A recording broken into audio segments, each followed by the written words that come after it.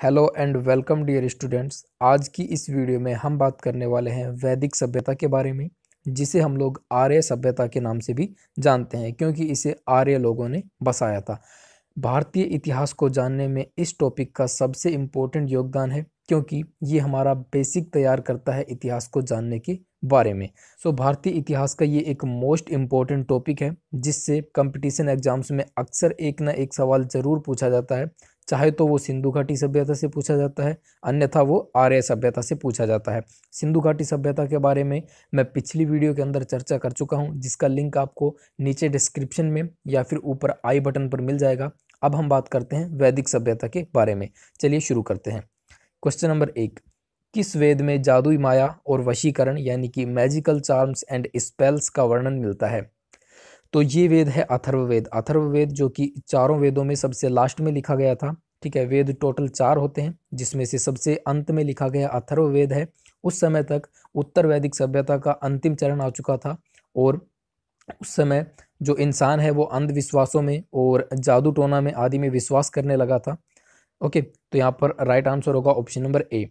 अथर्ववेद में रोग निवारण, तंत्र मंत्र, जादू टोना, शाप, वशीकरण, आशीर्वाद, स्तुति, प्रायश्चित, औषधि अनुसंधान, विवाह, प्रेम, राजकर्म, मातृभूमि महामात्य आदि विविध विषयों से संबंधित मंत्र तथा सामान्य मनुष्यों के विचारों, विश्वासों एवं अंधविश्वासों का वर्णन मिलता है। तो ये सब होने लगा था उत्तर वैदिक काल में, यानी कि जब अथर्ववेद को लिखा गया था।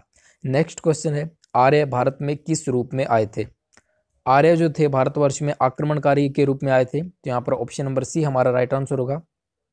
विभिन्न कारणों से, मुख्यतः जनसंख्या में वृद्धि और चारागाहों की खोज के कारण आर्यों की शाखाओं ने मध्य एशिया से पूर्व और पश्चिम की ओर बढ़ना प्रारंभ किया। पूर्व की ओर बढ़ने वाली शाखा ने अफगानिस्तान होते हुए भारत में प्रवेश किया तथा यहाँ के स्थानीय निवासियों को युद्ध में परास्त करते हुए भारत को अपना निवास स्थान बना लिया। तो ये जो आर्य लोग थे ये भारत में मुख्य रूप से किस कारण आए थे?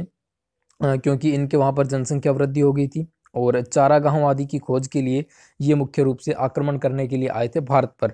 और इन्होंने मध्य एशिया से आते हुए भारत जब ये पहुँचे तो इन्होंने अफगानिस्तान को हराते हुए और भारत की तरफ कूच की और भारत को अपना निवास स्थान बना लिया।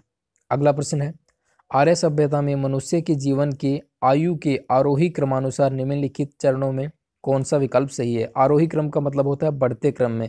तो आर्य सभ्यता में जो जीवन था, जीवन काल था, उसको हम लोग 4 भागों में बांटते थे। तो इन 4 भागों का बढ़ता हुआ क्रम आपको बताना है। तो ये कुछ इस प्रकार होगा। सबसे पहले 0 से 25 वर्ष की उम्र जो होती थी उसे ब्रह्मचर्य आश्रम, उसके बाद गृहस्थ आश्रम, फिर वानप्रस्थ आश्रम और फिर संन्यास आश्रम। तो इस तरह से वैदिक काल में आश्रम बांटे हुए थे। तो 100 वर्ष की एज मानकर उस समय जीवन को 25-25 वर्ष के 4 भागों में विभाजित किया गया था। प्रथम चरण जो था उसे ब्रह्मचर्य आश्रम कहा गया है, जो कि 0 से 25 वर्ष तक होता था। इसमें हर व्यक्ति ब्रह्मचर्य का पालन करता था। उसके बाद दूसरा जो चरण है वो होता है गृहस्थ आश्रम, जो कि 25 वर्ष से लेकर 50 वर्ष तक का होता है। तीसरा होता है वानप्रस्थ आश्रम, जो कि 50 वर्ष से 75 वर्ष की आयु तक होता है। और चौथा होता है संन्यास आश्रम, जो कि 75 वर्ष से 100 वर्ष की आयु तक माना जाता है या फिर उससे आगे भी हो सकता है। चारों आश्रमों का उल्लेख सर्वप्रथम जबालोपनिषद में मिलता है। चलिए अगला क्वेश्चन देखते हैं। ऋग्वैदिक आर्यों का मुख्य व्यवसाय क्या था? इसका राइट आंसर होगा option number A.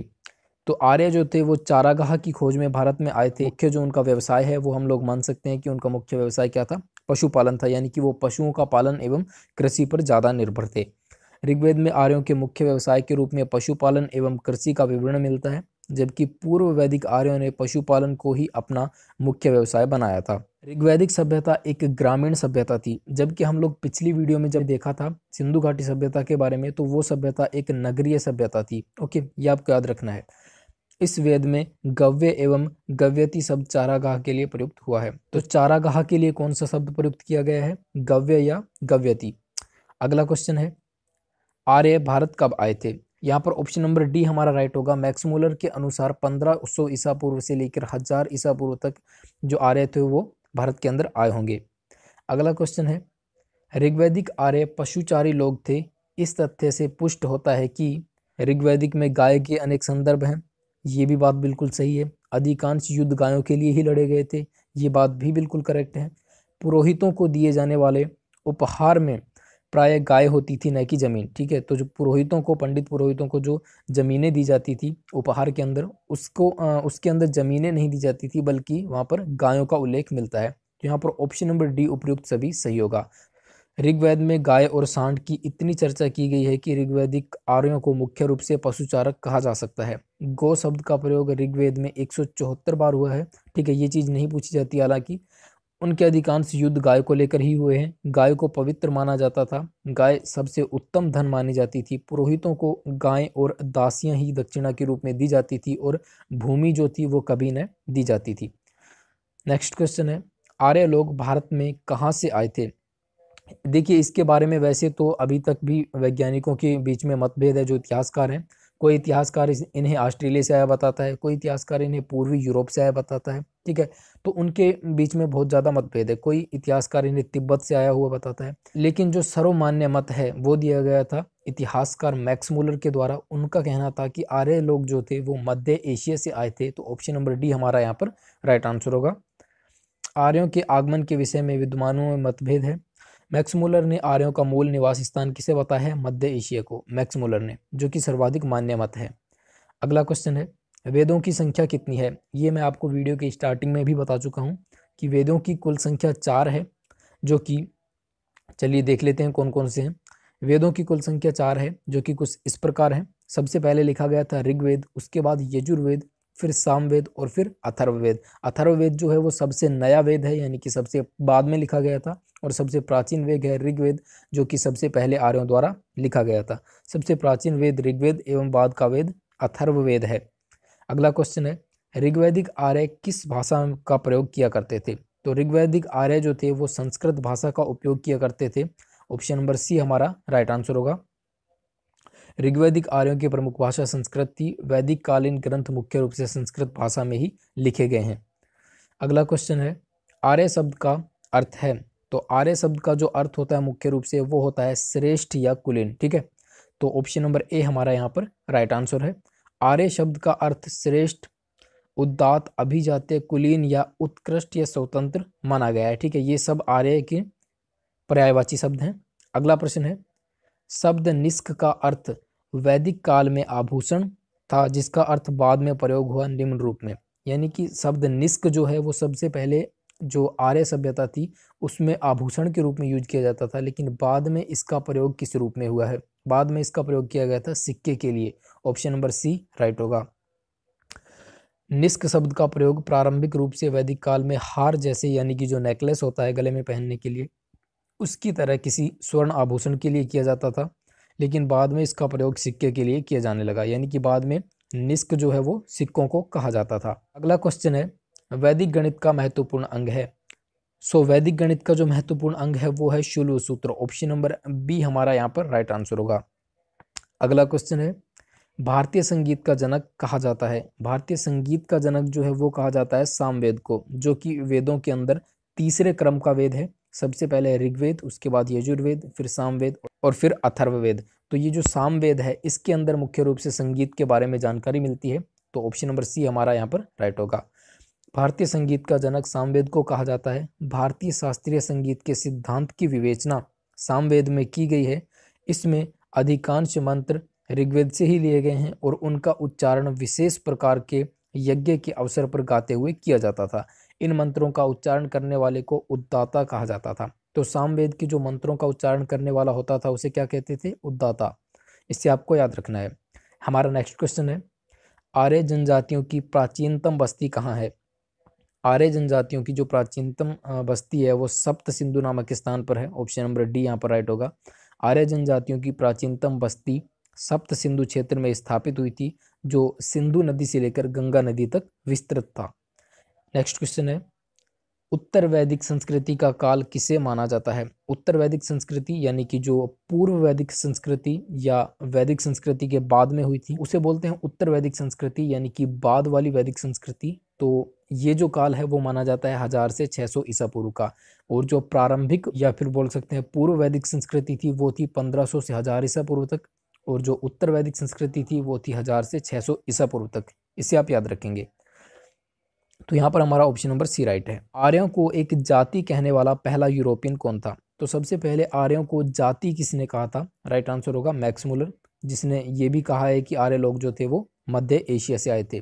Next question है, न्याय दर्शन को किसने प्रचारित किया था? राइट आंसर होगा न्याय दर्शन जो है ये गौतम द्वारा प्रचारित किया गया था। ऑप्शन नंबर ए यहाँ पर राइट आंसर होगा। अगला क्वेश्चन देखते हैं, वेद शब्द का क्या अर्थ है? वेद शब्द का मुख्य अर्थ होता है ज्ञान, यानी कि वेदों से हमें ज्ञान की प्राप्ति होती है। ऑप्शन नंबर बी यहाँ पर राइट होगा। सैंधव सभ्यता के पतन के बाद जो नई सभ्यता प्रकाश में आई उसके विषय में हमें संपूर्ण जानकारी वेदों से मिलती है। वेद शब्द का अर्थ होता है ज्ञान। वेदों के 4 प्रकार हैं जो कि हम पहले भी देख चुके हैं, ऋग्वेद, यजुर्वेद, सामवेद और अथर्ववेद। इन चारों को आपको क्रम से ही याद करना है। अगला क्वेश्चन है, गायत्री मंत्र का सर्वप्रथम उल्लेख कहाँ मिलता है? गायत्री मंत्र का सर्वप्रथम जो उल्लेख है वो ऋग्वेद के अंदर मिलता है। ऑप्शन नंबर ए यहाँ पर राइट होगा। गायत्री मंत्र का सर्वप्रथम उल्लेख ऋग्वेद के 3रे मंडल में मिलता है। ठीक है, कहाँ मिलता है? ऋग्वेद के 3रे मंडल के अंदर गायत्री मंत्र का उल्लेख मिलता है। और गायत्री मंत्र की जो रचना है वो विश्वामित्र द्वारा की गई थी। ठीक है, किसने की थी? विश्वामित्र ने गायत्री मंत्र की रचना की थी। जो आप पढ़ते हैं ना, ओम भूर्भुवस्सुवः तत्सवितुर्वरेण्यम, ये वाला जो गायत्री मंत्र है इसकी रचना विश्वामित्र द्वारा की गई थी। और गायत्री मंत्र जो है ये सूर्य देवता अर्थात सावित्री को समर्पित है। नेक्स्ट क्वेश्चन है, वैदिक युग में राजा अपनी जनता से जो कर वसूलते थे उसे क्या कहते थे? वैदिक युग में राजा अपनी जनता से जो कर वसूलते थे उसे बलि कहा जाता था। बलि को संग्रहित यानी जमा करने वाले अधिकारी को भागदूत या भागदुग के नाम से जाना जाता था, जबकि संग्रहिता कोषाध्यक्ष का कार्य संभालते थे। गायत्री मंत्र की रचना किसने की थी? ये क्वेश्चन मैं भी आपको बता चुका हूँ कि गायत्री मंत्र की जो रचना है वो विश्वामित्र द्वारा की गई थी और ये ऋग्वेद के 3रे मंडल में इसका उल्लेख किया गया है। अगला क्वेश्चन है, वैदिक युग के लोगों द्वारा सर्वप्रथम किस धातु का प्रयोग किया गया था? तो वैदिक युग के लोगों द्वारा सर्वप्रथम तांबे का यूज किया गया था। ऑप्शन नंबर डी यहाँ पर राइट होगा। और वैदिक युग के जो लोग हैं इन्होंने लोहे की भी खोज की थी। हम जानते हैं कि सिंधु घाटी सभ्यता के अंदर लोहे से लोग परिचित नहीं थे, वो सिर्फ तांबे को जानते थे। लेकिन वैदिक युग आते आते इन्होंने लोहे की भी खोज कर ली थी। वैदिक काल के प्रारंभिक भाग में प्रयुक्त जो वस्तु थी वो थी तांबा। उत्तर वैदिक काल में तांबे के अतिरिक्त सोना, चांदी एवं लोहे आदि धातुओं का भी प्रयोग होने लगा था। आर्यों द्वारा खोजी गई धातु कौन सी थी? लोहा थी, क्योंकि जो सिंधु घाटी सभ्यता के लोग थे इनसे पहले के लोग वो सोना, चांदी, तांबा आदि से परिचित थे, लेकिन वो लोग लोहे से परिचित नहीं थे। तो इसकी खोज जो है वो आर्य सभ्यता में जो उत्तर वैदिक काल है वहाँ पर आर्यों द्वारा की गई थी, जिसे श्याम अयस्क कहा जाता था और तांबे को लोहित अयस्क के नाम से जाना जाता था। नेक्स्ट क्वेश्चन है, पूर्व वैदिक आर्यों का धर्म प्रमुखतः था? पूर्व वैदिक आर्यों का धर्म मुख्य रूप से प्रकृति पूजा और यज्ञ हुआ करता था। ऑप्शन नंबर डी यहाँ पर राइट होगा। अगला क्वेश्चन है, योग दर्शन के प्रतिपादक कौन है? योग दर्शन के जो प्रतिपादक माने जाते हैं वो पतंजलि को माना जाता है। और आपने जो बाबा रामदेव हैं उनकी योग पीठ का नाम भी सुना होगा, वो क्या है? पतंजलि नाम से है, तो वो उन्हीं से प्रेरित है। यानी कि योग दर्शन के जो प्रणेता हैं वो कौन है?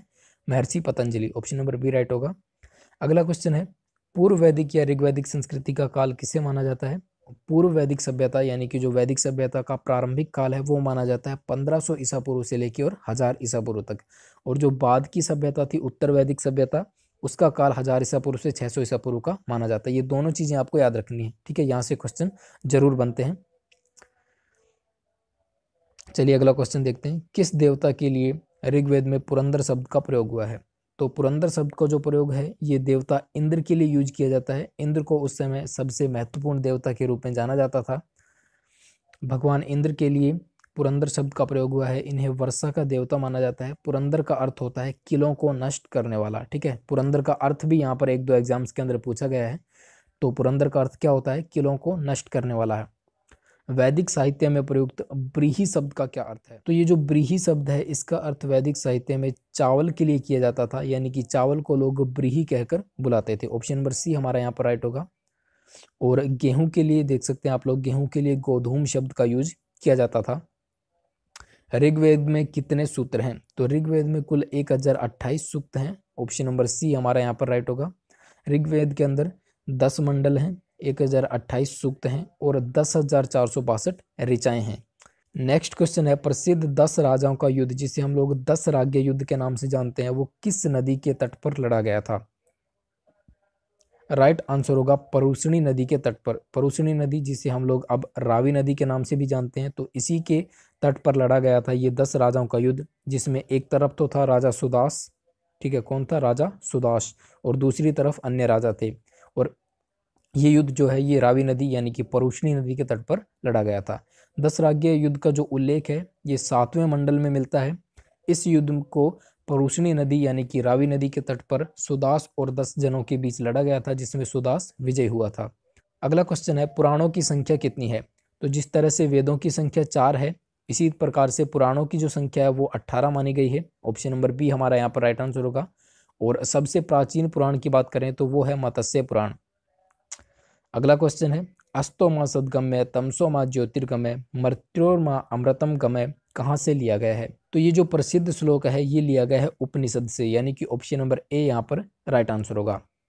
अगला क्वेश्चन है आरंभिक वैदिक काल में वर्ण व्यवस्था आधारित थी। तो आरंभिक वैदिक काल के अंदर जो वर्ण व्यवस्था थी वो व्यवसाय पर आधारित थी, यानी कि ऑप्शन नंबर सी हमारा यहाँ पर राइट आंसर होगा। आरंभिक वैदिक काल में वर्ण व्यवस्था व्यवसाय यानी कि कर्म पर आधारित हो गया था। ऋग्वेद में एक छात्र लिखता है कि मैं एक कवि हूँ, मेरे पिता चिकित्सक हैं और मेरी माता चक्की चलाती है। अर्थात एक राजा कर्म से पुरोहित हो सकता है और पुरोहित राजा भी हो सकता है। महर्षि विश्वामित्र क्षत्रिय होते हुए भी ब्राह्मण थे, ठीक है, कर्म से क्या थे, वो ब्राह्मण थे और वैसे वो क्षत्रिय थे। तो ये जो वर्ण व्यवस्था थी वैदिक काल में यानी कि प्रारंभिक वैदिक काल में, ये व्यवसाय पर आधारित थी, ना कि जन्म पर। अगला क्वेश्चन है प्राचीन हिंदू विधि का लेखक किसको कहा जाता है। प्राचीन हिंदू विधि का जो लेखक है वो मनु को कहा जाता है। ऑप्शन नंबर सी हमारा यहाँ पर राइट आंसर होगा। जिसकी जो कृति है वो मनुस्मृति हिंदू विधि वेब का प्राचीनतम स्रोत मानी जाती है, ठीक है। हिंदू विधि का प्राचीनतम स्रोत क्या मानी जाती है, मनु द्वारा लिखी गई मनुस्मृति। ऋग्वेद में सबसे पवित्र नदी का जिक्र था। तो ऋग्वेद के अंदर जो सबसे पवित्र नदी थी वो ना तो गंगा थी, ना यमुना थी और ना ही सिंधु थी। ऋग्वेद की सबसे पवित्र नदी माना जाता था सरस्वती नदी को, ठीक है। ऑप्शन नंबर ए यहाँ पर राइट होगा। देखिए सरस्वती नदी के बारे में, ऋग्वेद में सरस्वती नदी को नदियों की अग्रवर्ती, नदियों की माता, वाणी, प्रार्थना एवं कविता की देवी, बुद्धि को तीव्र करने वाली और संगीत की प्रेरणादायी कहा जाता था। सरस्वती ऋग्वेद की सबसे पवित्र नदी मानी जाती थी। इसे नदीतमा, नदियों की माता कहा गया है। सरस्वती जो कि अब राजस्थान में रेगिस्तान में विलीन हो गई है, ठीक है। राजस्थान को जो रेगिस्तान है वहाँ पर माना जाता है कि सरस्वती नदी विलीन हो गई थी और इसकी जगह पे अब घग्गर नदी बहती है। नेक्स्ट क्वेश्चन है सांख्य, योग्य, न्याय, वैशेषिक, मीमांसा एवं वेदांत, इन 6 भिन्न भारतीय दर्शनों की स्पष्ट रूप से अभिव्यक्ति हुई है। जो स्पष्ट रूप से अभिव्यक्ति है ये वैदिक युग के अंदर की गई है, यानी कि ऑप्शन नंबर ए यहाँ पर राइट होगा। इन सभी 6 दर्शन के बारे में वैदिक युग में बताया गया है। ऋग्वेद का कौन सा मंडल पूर्ण रूप से सोम को समर्पित है। इसका राइट आंसर होगा ऋग्वेद का 9वां मंडल जो है वो पूर्ण रूप से सोम देवता को समर्पित है। नेक्स्ट क्वेश्चन है वैदिक आर्यों का प्रमुख भोजन क्या था। तो जो वैदिक काल के आर्य लोग थे इनका प्रमुख भोजन क्या था। इनका प्रमुख भोजन जो हुआ करता था वो होता था दूध व इसके उत्पाद, क्योंकि ये लोग पशुपालन पर मुख्य रूप से ध्यान देते थे। तो पशुपालन के जो उत्पाद हैं, पशुओं से जो मिले उत्पाद हैं, उनको ही ये अपने भोजन के रूप में यूज किया करते थे, जैसे कि दूध, दही आदि, ठीक है, वह इसके मुख्य उत्पाद हम लोग बोल सकते हैं। और ऋग्वेद के अंदर चावल और नमक का भी उल्लेख मिलता है। अगला क्वेश्चन है आर्यों के आर्कटिक होम सिद्धांत का पक्ष किसने लिया था। तो ये कहा गया है बाल गंगाधर तिलक द्वारा। बाल गंगाधर तिलक ने उत्तरी ध्रुव यानी कि जहाँ पे हम लोग आर्कटिक व्रत जिसे बोलते हैं उत्तरी ध्रुव को, वहाँ पर बाल गंगाधर तिलक ने आर्यों का मूल निवास स्थान माना है। इनकी जो पुस्तक है the Arctic home of the Aryans, इनमें इसका उल्लेख मिलता है, ठीक है। अगला क्वेश्चन है वैदिक युग में, तो वैदिक युग में इनमें से क्या बात सत्य है। बाल विवाह प्रमुख था, अनुलोम विवाह स्वीकृत था, बहुविवाह प्रथा अज्ञात थी, या फिर विधवा पुनर्विवाह कर सकती थी। तो राइट आंसर होगा अनुलोम विवाह स्वीकृत था, ठीक है। ना तो बाल विवाह चलता था उस समय, ना ही बहुविवाह था यानी एक से ज़्यादा विवाह की प्रथा थी, और ना ही विधवा जो थी वो पुनर्विवाह कर सकती थी, लेकिन अनुलोम विवाह वहाँ पर स्वीकृत था। देखिए अनुलोम विवाह का अर्थ होता है जब एक उच्च कुल का या उच्च वर्ग का जो पुरुष है वो एक निम्न जाति की महिला से शादी कर लेता है, तो इसे बोलते हैं अनुलोम विवाह, और ये स्वीकृत किया जा सकता था। ऑप्शन नंबर बी यहाँ पर राइट होगा। अनुलोम विवाह उच्च वर्ग का पुरुष कनिष्ठ यानी कि निम्न वर्ग की स्त्री से विवाह कर सकता था, वैदिक युग के आरंभ में वर्ण व्यवस्था ज़्यादा कठोर नहीं थी, इसी कारण समाज में अनुलोम विवाह स्वीकृत था। अगला क्वेश्चन है, भारत के राज चिन्ह में प्रयुक्त होने वाले शब्द सत्यमेव जयते कहाँ से लिए गए हैं? सत्यमेव जयते जिसका अर्थ होता है सत्य की ही विजय होती है, तो ये जो शब्द है ये कहाँ से लिया गया है? सत्यमेव जयते शब्द जो है ये मुंडकोपनिषद से लिया गया है। ऑप्शन नंबर डी हमारा यहाँ पर राइट आंसर होगा। भारत के राज चिन्ह में प्रयुक्त होने वाला सत्यमेव जयते मुंडकोपनिषद से लिया गया है और इसका अर्थ होता है सत्य की ही विजय होती है। नेक्स्ट क्वेश्चन है, ऋग्वेद में वर्णित देवताओं में सबसे प्रमुख देवता कौन थे? ऋग्वेदिक काल का प्रमुख देवता इंद्र को माना गया है। इंद्र को विश्व का स्वामी भी कहा गया है। इंद्र को पुरंदर की संज्ञा दी गई है जिसका अर्थ होता है किलों को नष्ट करने वाला। ऋग्वेद के करीब 250 सूक्तों में इंद्र का वर्णन है, तो इससे आप अंदाजा लगा सकते हैं कि इंद्र देवता को कितना महत्वपूर्ण माना जाता था वैदिक सभ्यता के अंदर। अगला क्वेश्चन है, ऋग्वेद के किस मंडल में शूद्र का उल्लेख पहली बार मिलता है? तो ऋग्वेद के 10वें मंडल के अंदर शूद्र का उल्लेख मिलता है।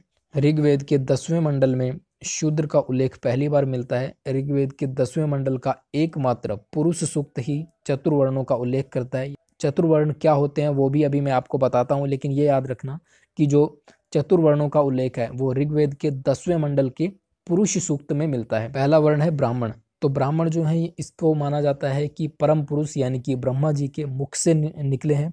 और दूसरा जो वर्ग है वो है क्षत्रिय वर्ग। इसके बारे में कहा जाता है कि ये ब्रह्मा जी की भुजाओं से निकले हैं। और तीसरा जो वर्ण है वो है वैश्य धर्म या फिर वैश्य वर्ण, जिसके बारे में कहा जाता है कि ये ब्रह्मा जी की जांघों से उत्पन्न हुए हैं। और चौथा जो वर्ण है जिसे निम्न वर्ण माना जाता है शूद्र वर्ण, तो इसके बारे में कहा जाता है कि ये ब्रह्मा जी के पैरों से उत्पन्न हुए हैं। इस प्रकार टोटल 4 वर्णों का उल्लेख मिलता है ऋग्वेद के 10वें मंडल के पुरुष सूक्त में। ओके, ऋग्वेद के शेष भाग में कहीं भी वैश्य और शूद्र का वर्णन नहीं मिलता है। नेक्स्ट क्वेश्चन है और आज की हमारी वीडियो का लास्ट क्वेश्चन है, आर्यों द्वारा खोजी गई धातु कौन सी थी? क्योंकि आर्य लोगों से पहले सिंधु लोग थे जो कि हमें सभ्यता मिली है सिंधु घाटी सभ्यता, तो वे लोग तांबे से भी परिचित थे, सोने से भी परिचित थे और चांदी से भी परिचित थे। लेकिन सिंधु घाटी सभ्यता के लोग लोहे से परिचित नहीं थे। इसके बाद आने वाली सभ्यता जो थी वैदिक सभ्यता, ठीक है, या आर्य सभ्यता हम लोग बोलते हैं, इन आर्य सभ्यता के लोगों ने लोहे की खोज की थी और इसका यूज अपने दैनिक जीवन में करने लगे थे। यानी कि ऑप्शन नंबर ए हमारा यहाँ पर राइट आंसर होगा। अब अगर आप इस वीडियो में बताए गए सभी क्वेश्चंस की PDF बिल्कुल फ्री में डाउनलोड करना चाहते हैं तो आप हमारे नीचे टेलीग्राम ग्रुप पर जाकर वहां से PDF डाउनलोड कर सकते हैं। ऐसे ही एजुकेशनल वीडियोस के लिए आप चैनल को सब्सक्राइब कर सकते हैं और अगर आपको वीडियो अच्छी लगती है तो आप इसे लाइक और शेयर भी कर सकते हैं। मिलेंगे नेक्स्ट वीडियो में। टिल देन, वंदे मातरम, जय हिंद एंड बाय।